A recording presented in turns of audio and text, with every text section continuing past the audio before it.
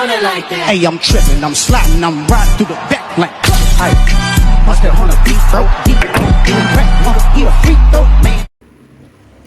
Assalamualaikum warahmatullahi wabarakatuh.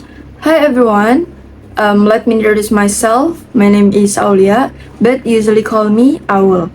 I'm a management student in class 25B at the Technocrat University with study number 25411096. On this occasion, I will explain the balance scorecard. Balance scorecard. Pengertian dari balance scorecard adalah balance scorecard suatu kerangka kerja yang digunakan untuk mengukur dan mengelola kinerja suatu organisasi dengan pendekatan yang seimbang. Terus bagaimana cara bekerjanya? Cara bekerja balance scorecard yaitu yang pertama dengan cara learning and growth. Learning and growth itu membahas hal-hal apa saja yang dikembangkan untuk menunjang proses yang ada di perusahaan. Dan yang kedua, ada internal business process. Mengevaluasi bagaimana proses dalam perusahaan. Yang ketiga ada customer satisfaction, perspektif bagaimana customer melihat perusahaan dari pelayanan, kualitas, dan kepuasan.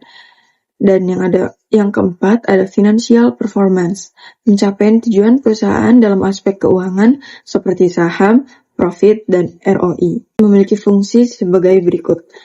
Yang pertama, balance scorecard bisa sebagai alat ukur perusahaan apakah visi dan misi yang dianut telah tercapai.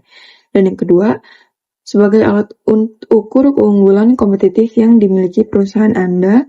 Yang ketiga ada panduan strategis untuk menjalankan bisnis Anda. Yang keempat ada alat analisis efektivitas strategi yang telah digunakan. Yang kelima ada memberikan gambaran kepada perusahaan terkait SWOT yang dimiliki. Yang keenam ada sebagai alat Key Performance Indicator perusahaan, dan yang ketujuh ada sebagai feedback terhadap shareholder perusahaan. Yang kedelapan ada sebagai alat komunikasi, informasi, dan sistem analisis pembelajaran perusahaan. Apa saja sih benefit dari balance scorecard? Yang pertama itu pengukuran kinerja yang komprehensif. Dengan melihat indikator kinerja dari perspektif keuangan, pelanggan, proses internal, dan pembelajaran serta pertumbuhan perusahaan dapat memperoleh pemahaman yang lebih lengkap tentang keberhasilan mereka. Dan yang kedua, fokus pada tujuan strategis. Dengan memetakan strategi ke dalam indikator kinerja yang terukur, perusahaan dapat memastikan bahwa setiap tindakan dan inisiatif yang diambil sesuai dengan arah strategis yang telah ditetapkan. Yang ketiga, ada identifikasi kebutuhan pelanggan. Melalui perspektif pelanggan dalam balance scorecard, proses perusahaan dapat fokus pada kebutuhan dan harapan pelanggan. Hal ini membantu perusahaan dalam meningkatkan kualitas produk atau layanan, meningkatkan kepuasan pelanggan, dan mempertahankan pangan pasar yang baik. Yang kelima, ada peningkatan pembelajaran dan pertumbuhan. Perspektif pembelajaran dan pertumbuhan balance scorecard membantu perusahaan dalam mengembangkan karyawan, mengelola pengetahuan, dan mendorong inovasi. Yang keenam, ada komunikasi dan koordinasi yang lebih baik. Balance scorecard memberikan kerangka kerja yang jelas dan terstruktur untuk mengkomunikasikan tujuan strategis kepada seluruh organisasi. Step by step balance scorecard. Yang pertama ada objektif, yang kedua ada peningkatan jumlah pelanggan, yang ketiga ada measure, yang keempat ada jumlah pelanggan yang melakukan pesanan tiap bulan, yang kelima ada target, yang keenam ada peningkatan jumlah pelanggan 10% tiap bulannya, yang ketujuh ada inisiatif. Seperti varian rasa diperbanyak, penyediaan wifi gratis, dan konsep cafe instagramable.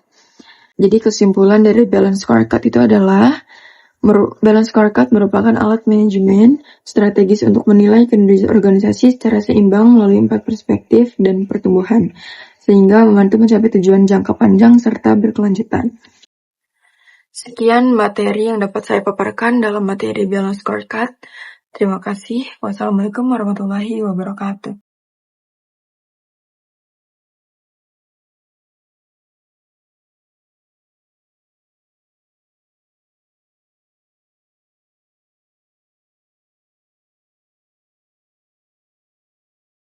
Di sini ada contoh penerapannya. Dalam organisasi nirlaba, contohnya adalah organisasi nirlaba sering menggunakan manajemen proyek untuk mengelola program sosial secara efektif.